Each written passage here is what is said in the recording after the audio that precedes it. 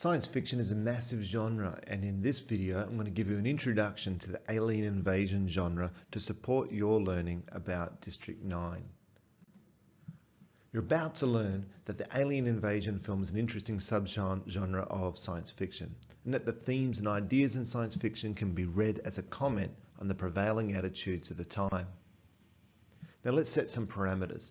Science fiction is a massive genre, it's huge, but we're only going to focus on a specific subset, a specific subgenre, and that is the alien invasion film. And this refers to films where an alien species comes to Earth. Films such as Alien, 2001: A Space Odyssey, and Star Trek, they belong to the group where humans go out into space and encounter aliens. So we're not going to include those kinds of science fiction films. We're not going to include things like Minority Report, which are about fears about state control and science gone mad sort of stuff. This is about alien invasion films. Now, one of the overriding ideas here that we see in these films is that aliens are a threat. And films made in this genre are often very clear reflections of the context in which they're made. These films offer insights into the fears and anxieties and sometimes the hopes of a period. But one of these dominating ideas is the fear of the alien as a threat.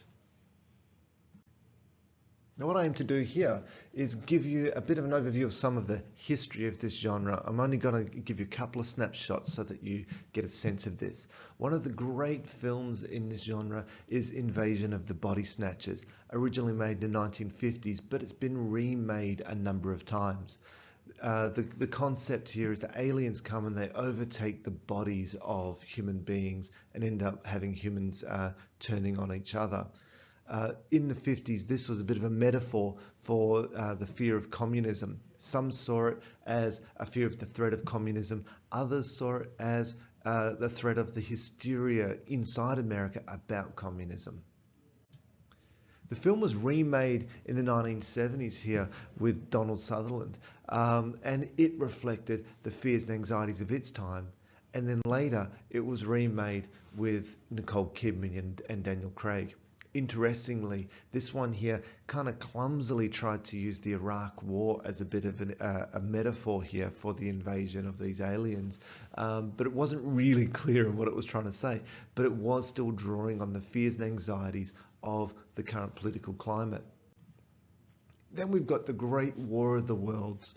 It's originally a great sci-fi novel made into a radio play by Orson Welles, and it has been made into several films. And here it's the classic aliens coming to destroy the Earth. It was then remade with by Steven Spielberg with Tom Cruise in it.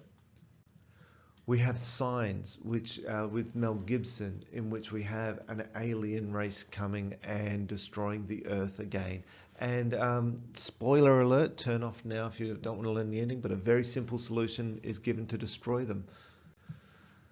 Independence Day, perhaps the seminal alien invasion film. And you can see in this one here, particularly from the image, the idea of the aliens being so much superior to us, the anxiety that we're not as powerful as we think we are, and this helplessness in the face of that.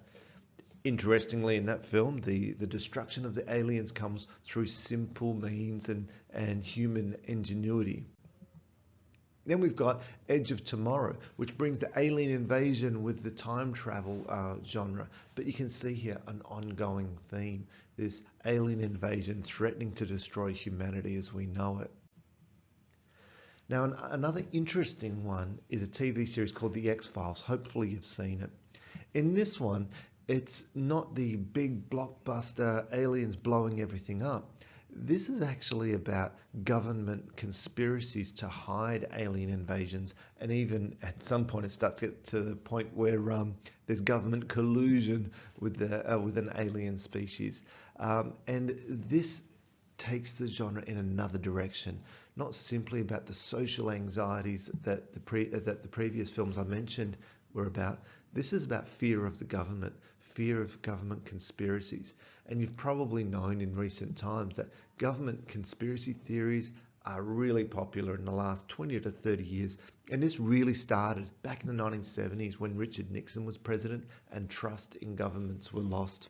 And that's just continued on and on throughout the ensuing decades.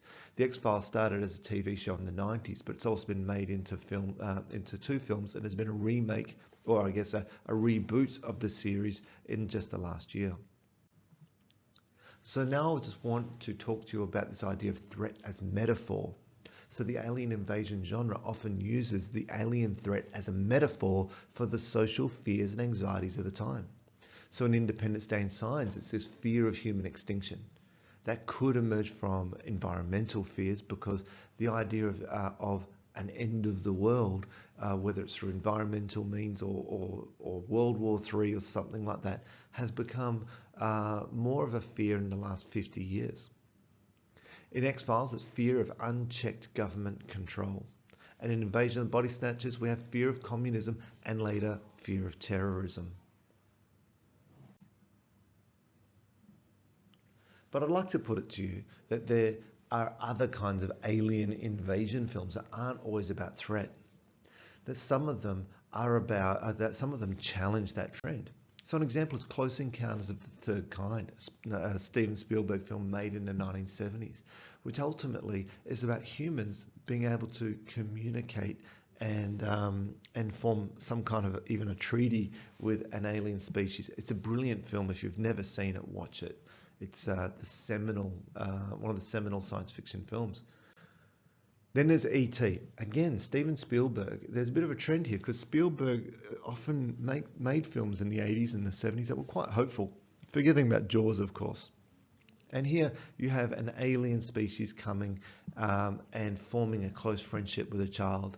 And in this film, it's the human beings that are the threat. The adult world is the threat, but the children's world and the alien world, that innocence is being held up, being held up as a model. Men in Black does a really interesting thing. There's 3 films here. It does have the alien as threat idea going on in it, but this is it creates this context of kind of a community of the universe where there are many aliens who are good, and Earth is just an extension of a universe of other species. And so it's not the let's be afraid of aliens, but yeah, it deals with it in a comedic kind of way that bucks that trend. A TV show you've never heard of, but this was huge when I was a kid, and that's Alf. And it's about an alien who comes and ends up being adopted by a family. So the reason I put this in here is that from the 70s, 80s, and into the 90s, there is a trend away from the alien as threat to something that's a bit more hopeful. And maybe that's because the underlying social stuff in that time might have been a little less fearful than it had been previously. So how does this relate to your work? Well, when viewing a science fiction film of any kind, we can use it as something of a social barometer. It means we can look at the time in which it was created and see what the dominant feelings were at the time. So what does this mean for your study? Well, you're going to be looking at District 9, a South African film by Neil Blomkamp, made in 2009. And so here we see the social commentary here about South Africa coming to terms with apartheid. The anxieties about refugees, which is still prevalent, even more prevalent now. And fear of the other, and that is something that does dominate this alien invasion genre. Interestingly, in America, illegal immigrants are called illegal aliens. So that word alien always has this negative connotation, and it's a connotation of fear of the other. And then there's fears of corporate power in District 9. And I haven't spoken about that before now, but it is something that has been emerging in the last 20 years. And instead of government power, like X-Files, it's about corporate power, and that's starting to find its way into this genre. So hopefully this does help you make a start with this genre, and hopefully it can help you in your viewing of District 9 to see it as part of a larger group of films. Good luck.